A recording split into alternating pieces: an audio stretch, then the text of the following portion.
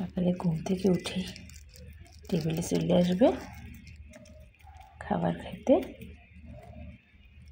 আমি এখনও কিছু খাইনি, কিন্তু তাকে খাবার খেতে হবেই হবে। সে এমন একটা পাকা বাচ্চা, কুসকুস কুসকুস করে খাইতেছে। এবার অন্য কেউ খাওয়াই দিলে যে কি খুশি, মুখে ধরবো সেমনি কুচকুচ করে খাবে।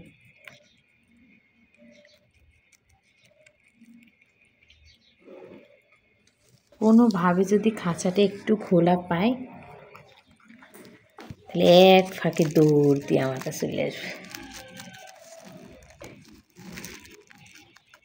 আসলেই তো তারা টেবিলে উঠে খাবার দেই। আমার পড়াশোনা সব শেষ হয়ে যায়।